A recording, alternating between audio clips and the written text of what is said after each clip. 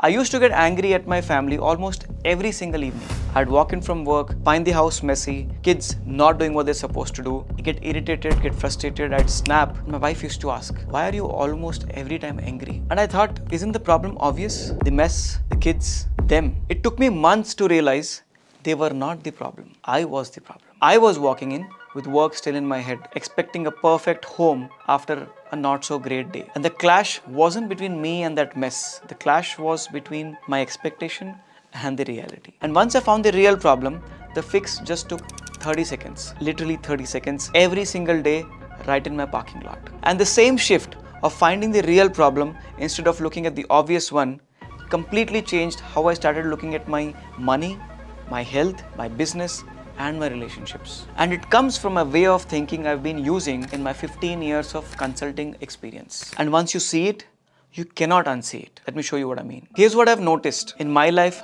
and others' life. We usually are solving the wrong problem. I thought my breakfast problem was not having enough time. It wasn't. I thought my money problem was bad investing. It wasn't. I thought my employee's problem was bad salary. It wasn't. Every time I actually stopped and asked, what's really going on here? The answer surprised me, and the fix was usually simpler than what I expected to be. So, where does this come from? I've spent 15 years in consulting solving big problems for large companies. And here's what I learned from there. Consultants do not jump to solutions.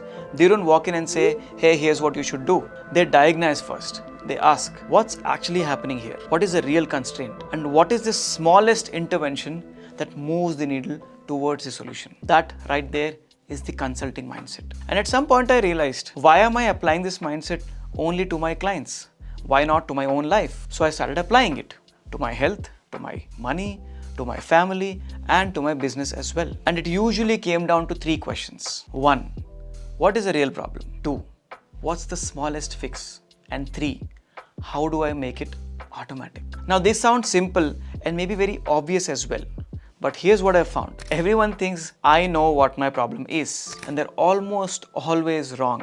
Not because they're stupid, but because the real problem is usually hiding behind the obvious one. And we don't like looking there. Let me show you what I mean. For months together, or maybe even longer, I wasn't eating breakfast consistently. And I told myself the problem was time. The mornings are too chaotic, so I'll just skip the breakfast. But when I actually looked at my mornings honestly, I hacked time. Problem was, I spent that time in deciding what to eat. Should I cook? Should I order? Where do I order from? And by the time I think through it, that window was gone. So the real problem wasn't time. It was decision making, the decision fatigue. So I decided to remove the decisions entirely. 2 breakfast options. Yes, just 2 from 2 different places. And I would usually order the night before. Schedule the orders. 30 seconds. And by the time I reach my office, the breakfast is already waiting for me at the gate. So now I eat my breakfast every single day, no matter how chaotic it is, no matter how bad I've started the day, because there's nothing to decide. The system runs with my smallest intervention. So if you're also struggling with a health habit, before you blame your willpower, look deeper and ask yourself, how many decisions am I making? Because you never know.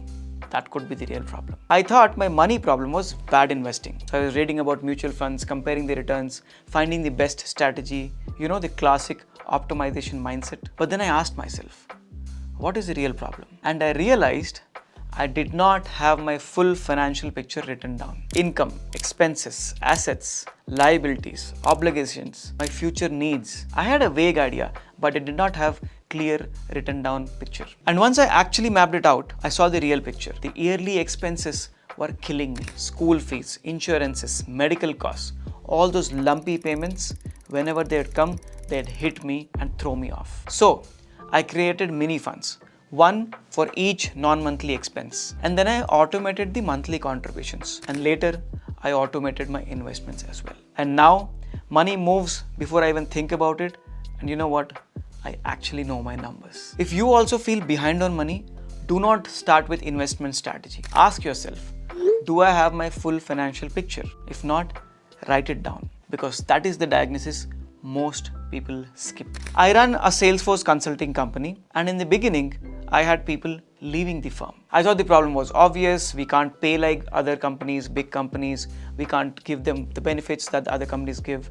And that is the reason why people are leaving. But when I actually talked to people and listened to them, I found out the real problem. The real problem was fear of missing out on the growth, on the learning that they could get potentially at a bigger company. And so I knew it wasn't money. And I started concentrating on their learning, their growth, and made them so good that they could go work anywhere they wish and treat them so well that they would not want to leave. I rebuilt our processes around that idea. And 4 years now, no attrition.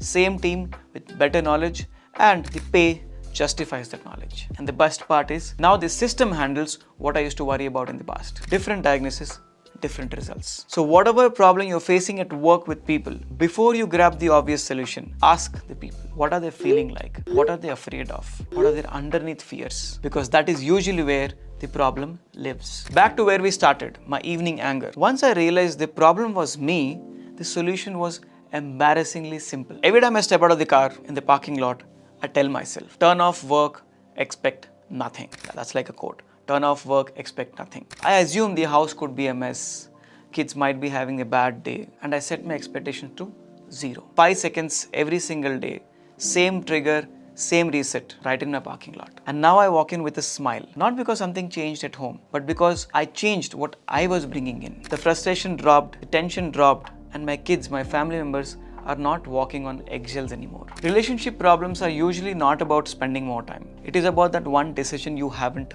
made, one conversation you're avoiding, or that one small ritual that changes the entire energy. And here's what surprised me.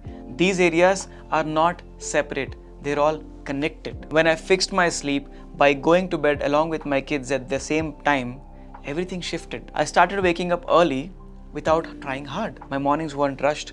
I had high energy throughout the day. The work did not suffer. I finished on time. I got more time to spend in the evening with my family, and I went to sleep with a peaceful mind. And it was one change which created that loop. They all compound.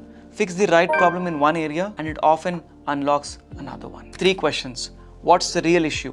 What is the smallest fix? And how do I make automatic? And that's the consulting mindset.